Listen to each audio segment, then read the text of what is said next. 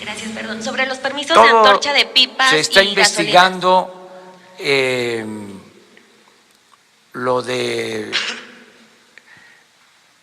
el manejo de las estaciones de distribución de combustible, el transporte, todo es una investigación que se está haciendo. Incluso interviene en esto inteligencia financiera de Hacienda. Hay información que se está entregando a la Fiscalía General. Además, ahí quiero señalar, quiero acotar de que lo de Antorcha Campesina no es del sexenio pasado, ya tiene tiempo. O sea, no es que yo esté defendiendo al sexenio pasado, sino que son prácticas, es como lo del robo de combustible, no fue el sexenio pasado, viene de tiempo atrás. ¿Sí? Bueno, según los datos, habían algunos permisos con Peña. Bueno, yo ya he hablado mucho de que todas las investigaciones que están en curso sobre delitos de corrupción, hechos de corrupción, porque dicen los abogados que no hay delito de corrupción, son hechos de corrupción.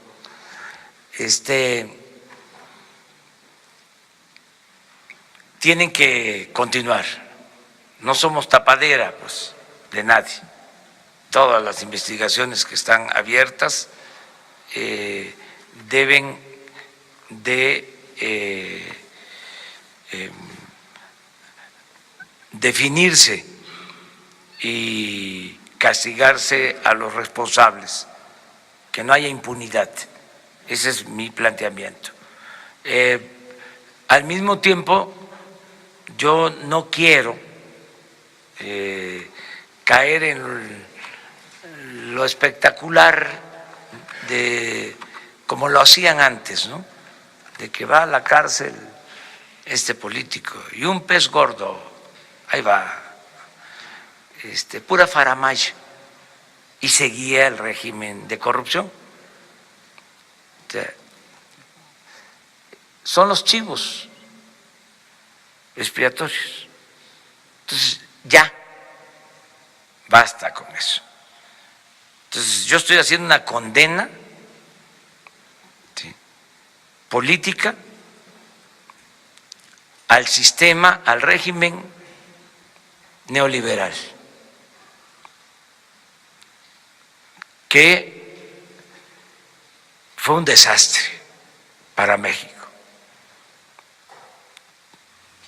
porque no hubo ni siquiera crecimiento económico, lo que hubo fue crecimiento en la pobreza, sobre todo en la corrupción. Esto que acabas de mencionar sobre los índices de corrupción es muy claro. Vean lo de Transparencia Internacional, cómo estábamos en corrupción cuando empezaron a medir y cómo estamos ahora en el mundo. Es de los países, México, desgraciadamente, con más corrupción. Aclaro, corrupción en el gobierno y en la élite del poder, no en el pueblo. Porque el pueblo de México, y esa es la paradoja, es de los pueblos más honestos del mundo. Lo que pasa que la llamada clase política, clase gobernante, la cúpula del poder, poder económico, poder político, los dos poderes que se alimentan y se nutren mutuamente, son de lo más corrupto, o eran de lo más corrupto que había en el mundo, no el pueblo de México. Pero eso es fruto podrido de la política neoliberal, que fue una política de pillaje, de saqueo. Busquen en el diccionario ¿qué es privatizar? Y la definición es convertir lo público en privado.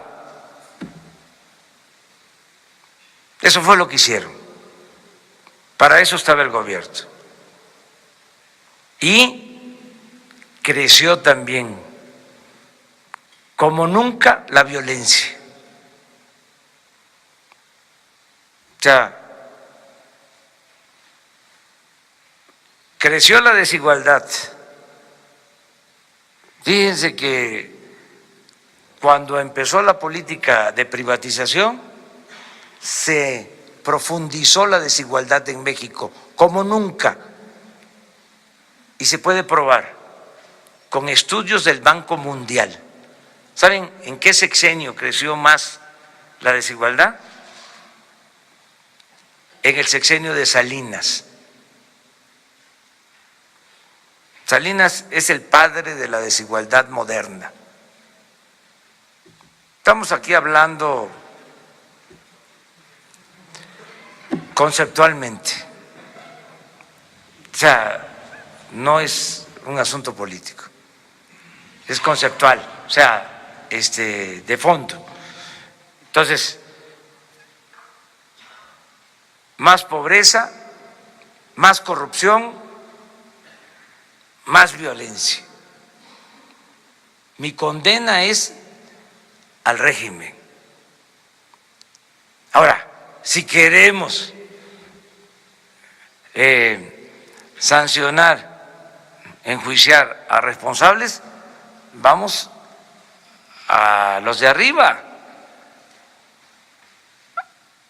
a los que impulsaron el modelo, quienes estaban a la cabeza de los gobiernos. ¿Por qué abajo?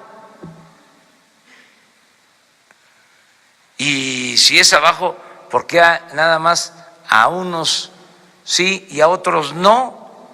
Imagínense el daño que causaron quienes solaparon este régimen de corrupción, de injusticias, de privilegios,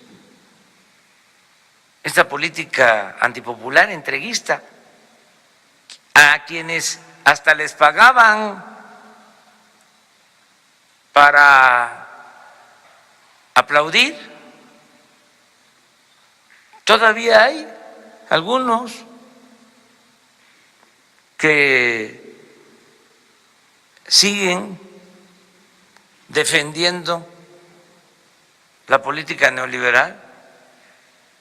Es increíble, pero también pues somos libres, ¿no?, de pensar, pero en el fondo eso es lo que yo sostengo. Pero también la otra pregunta era sobre si va a presionar para que se acaben los plurinominales en algún momento. Gracias. Pues eso tiene que ser una reforma que haga el mismo Congreso o proponerlo nosotros, pero yo pienso que esas reformas podrían llevarse a cabo a mitad del sexenio, o sea, no ahora. Necesitamos terminar con cuestiones que hay pendientes.